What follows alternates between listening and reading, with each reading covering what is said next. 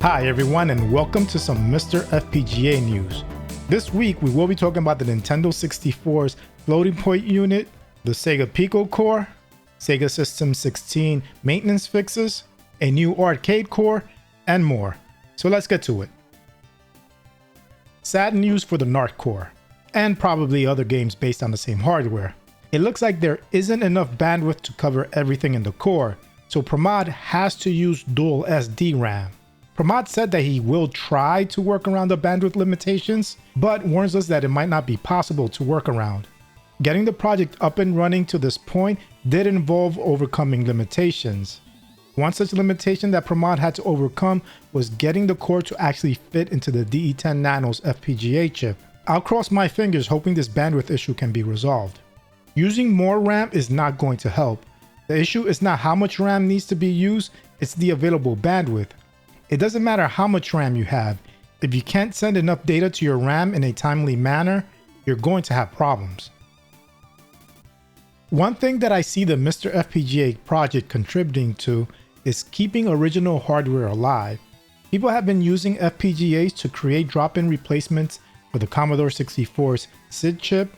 There's a project that recreates an MDA/CGA ISA card using an FPGA.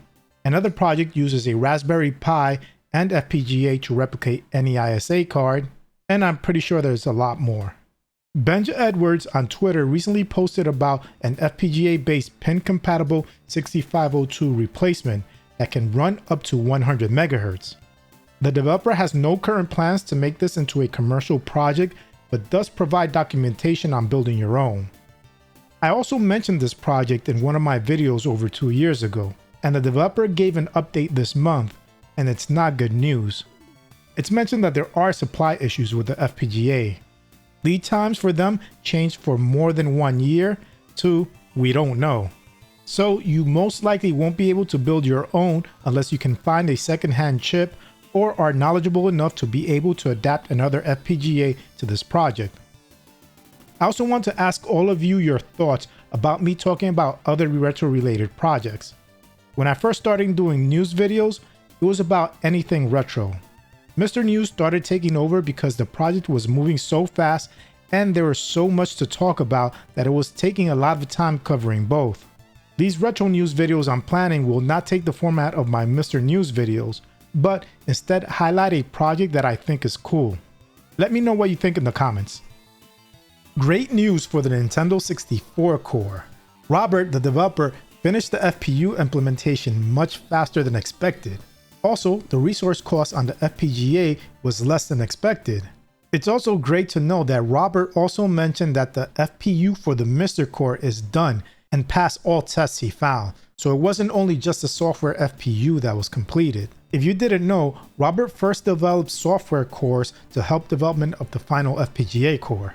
And if you don't know what an FPU is and what it can really do, Robert has a good article on Patreon explaining how an FPU works, so I recommend checking it out.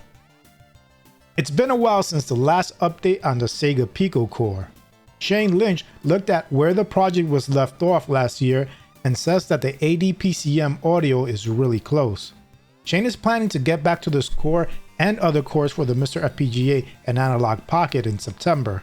The Sega Pico is an educational video game console by Sega Toys. It was released in Japan in 1993 and in North America and Europe in 1994.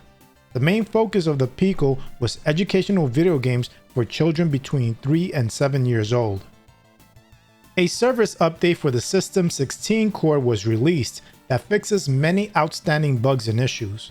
The list of fixes is rather large, but a cool new feature is the support for Mike Simone's YC video output. This will allow you to natively output S-video and composite signals. You should be able to obtain these updates by just running the update all script. All the bug fixing Hotego has made on the System 16 core was not easy, but the work has helped improve Hotego's JT frame workflow and debugging.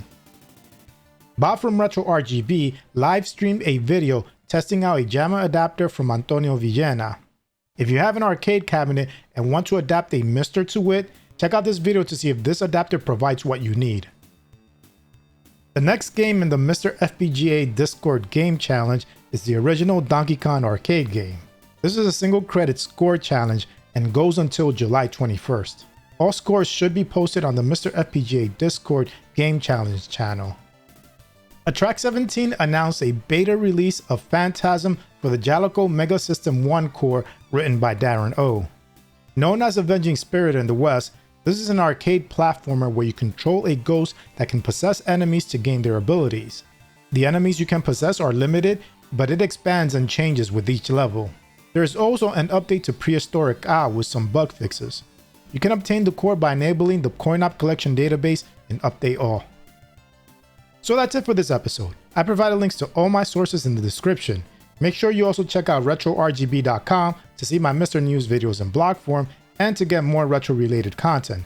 And if possible, support them on Patreon too. Anyway, I hope you enjoyed this video. If you did, please give it a like, and if you want to see more content like this, hit the subscribe button and its bell icon so you can get notified of future videos. Thanks for watching, and I'll speak to you next time.